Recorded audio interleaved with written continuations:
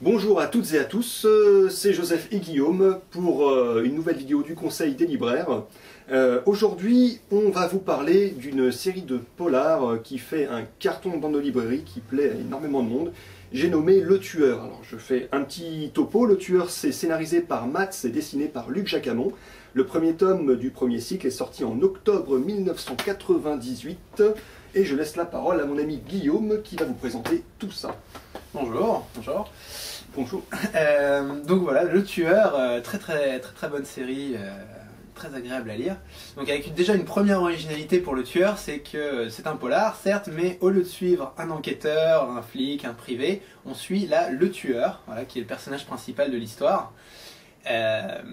Et donc qui, dans le premier cycle, parce qu'il y a plusieurs cycles, là, le deuxième cycle vient de se terminer, va être embauché sur un contrat et ensuite se faire doubler un peu par son commanditaire. Puis voilà, donc une intrigue va se lancer à partir de là. Donc Le Tueur, un personnage très ambigu, voilà, qui est intéressant surtout par la qualité de sa réflexion, de son intrigue certes, mais aussi par sa réflexion, puisque donc Le Tueur nous parle directement et nous explique un peu sa manière de penser assez particulière,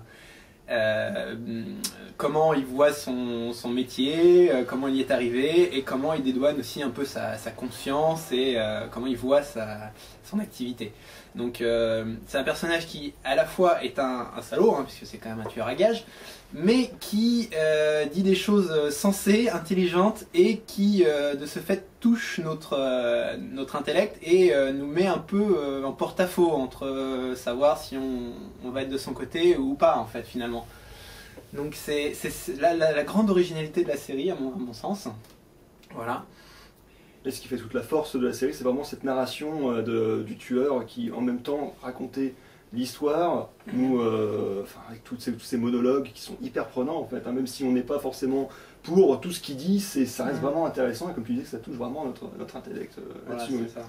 Et avec un sens aussi politique qui se développe au fur et à mesure des tomes, sur lequel on est d'accord ou pas, mais qui sont amenés avec un certain sens et une certaine pertinence et qui ne laisse pas indifférent, peu importe ce qu'on en pense.